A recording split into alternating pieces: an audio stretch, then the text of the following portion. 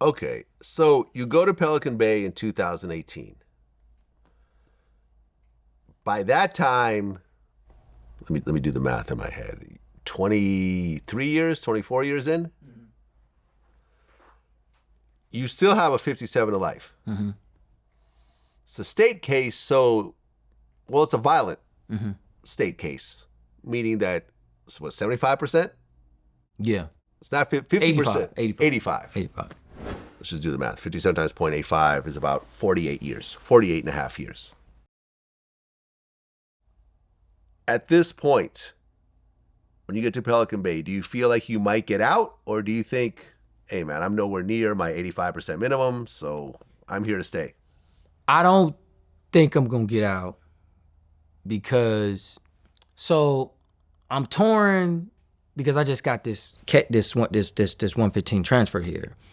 I gotta go to the parole board, so they're not about to let me go home with this. Because you got in trouble again, basically. Yeah, this was the first time I'd been in trouble in like 6-7 years, so it'd been a minute.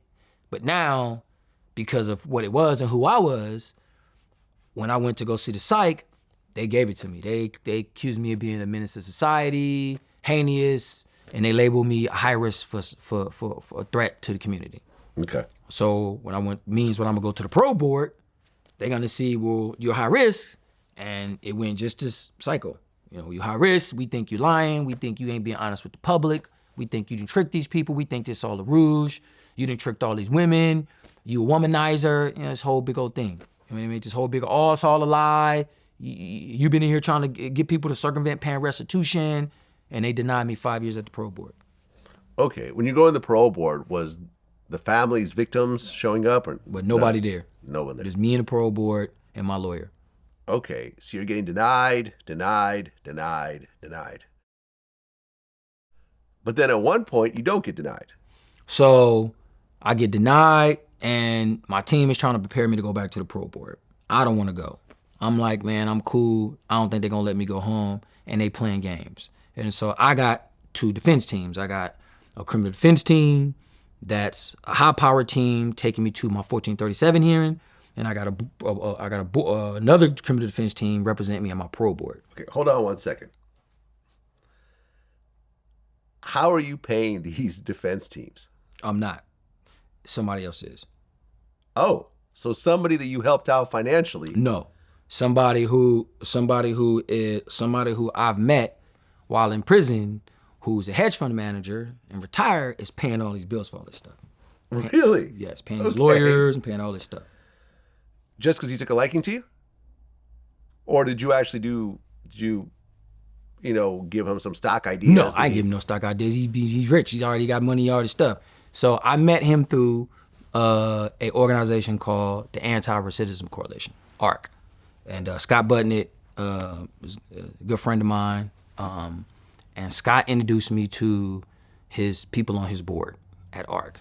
And this particular person is one of ARC's board members and one of his financiers. And so when he introduced me to this guy, I was like, hey man, I got a program, I'm doing finances. I invited him to come into my program in San Quentin. He came back in, seen it, and he invited one of the hedge funds that he got money into. He invited the fund managers of that fund into my program to come talk to us about that. And that's how me and him got cool. And we got cool, and he stayed in contact. And he was like, man, I want to support like what you're doing. And so he supported the classes. So I'll be like, I got some dudes in the classes, man. I got a kid in here who's doing good. I want to send him to college. I want to get him some stuff. He'd be like, all right, send it to me. Let me know. So everything that I wanted to support and do, they did. They paid for, I'd send them. I had cats I want to go to college. I got dudes I want to buy stuff for in the streets, send it to them, and then him and his wife, they pay for it. They're like parents to me at this point. Okay. And they paid for when I got my evidentiary hearing, and they decided they was gonna give me this hearing, I didn't have a legal team. I had my board preparation team, but I didn't have a team to go here. So he went and hired me this high criminal defense team, it's crazy, to take me in to go fight this case. And they were my lawyers for, I don't know, probably 2 years. Probably over a year. How much money do you think this guy spent on you? Probably $500,000. $500,000. Right, because everyone else in your position would be going to these parole boards solo, trying to come up with a sob story, trying to cry. And I didn't go back. But you actually had actual high-powered lawyers, $500,000 invested. That's crazy. One of my lawyers, so one of my top lawyers, so two of my top lawyers, Keith Wiley was my top lawyer on my board side, and Martin Sabelli. I think Martin Sabelli now, I think he might be the president of the Lawyers Association now, I believe. I might look him at Martin Sabelli, but Martin Sabelli was my number one lawyer who they hired to take me to this case. And this was during the pandemic, so like I was getting phone calls with them every week, and my team was paying for all this stuff through this whole time.